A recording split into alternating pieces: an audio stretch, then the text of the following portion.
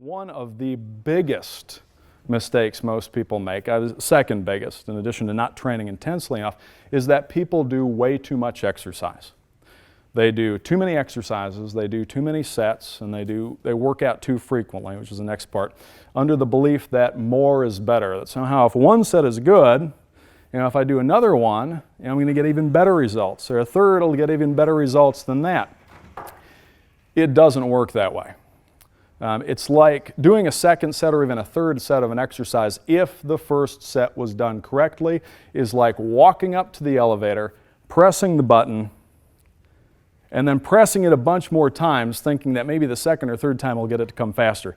It doesn't. You very, very quickly reach a point of diminishing returns as the volume of exercise increases. And the debate has been going back on this since actually about the 1950s. A lot of people think that it started with Arthur Jones and Nautilus, the recommendation of single set training, but it's actually been going, DeLorme and Watkins was 1953. David should remember this.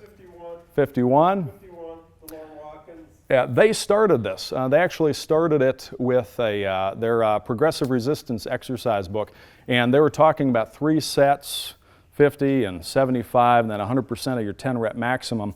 And it caught on, but a lot of people looked at the recommendation without really carefully looking at what they were recommending. The whole thing was based on a rehabilitation protocol. They'd been doing work with soldiers coming back from the war. And then Berger, who fudged his results in his studies. But it got popular. And like a lot of things, once enough people think this is the way to do it and it catches on, they'll keep doing it regardless of any evidence to the contrary. But stole his principles. Yeah, Weider stole pretty much everybody's principles. Well, that's a whole nother thing. But here's the thing, if you have a demanding enough stress on the body, there's going to be a limit to the amount that your body can tolerate. And the limit is going to be inversely proportional to how demanding that stress is. The harder you're training, the more conservative you have to be with the volume of training to avoid overstressing your body. You have a certain amount of energy, you have a certain amount of resources over any period of time that your body can devote to recovering from the stress of the workout and then producing the adaptation stimulated by it.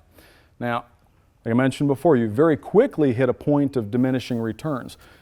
If you're training intensely enough, you will very quickly reach the point, if you're training, again, going as hard as you possibly can, where the stimulus, the message to your body to produce the adaptive response is maximal. Any additional work beyond that point is not going to make things happen any faster. It's not going to make things happen to any greater degree. What it is going to do, though, is contribute even more stress, even more damage, microtrauma, that your body has to expend energy and resources recovering from.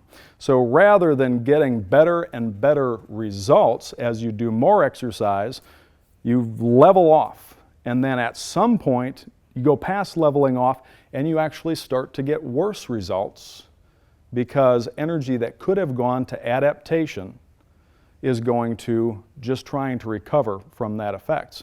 Now the third mistake is people do too many workouts over a period of time without allowing their body adequate time to fully recover and produce the adaptation stimulated by the workouts. You don't just, recover from a workout like that. There are certain things, damage to the muscle tissue in particular, that takes the amount of time for your body to completely repair. And it's like digging a hole, or actually an even better example, getting a callus. If you were to take a file and draw it across the back of your arm, that would cause damage to your skin that your body would respond to by repairing it and then compensating even a little bit more by thickening it.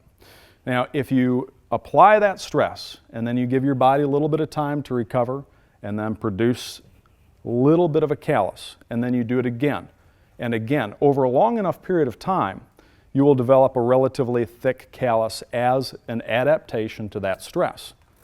But if you don't wait for that skin to recover before you apply that stress again, if you just keep doing it over and over and over, not only are you not going to get that callus, but you are going to end up eventually going right through the skin into the connective tissue and bone.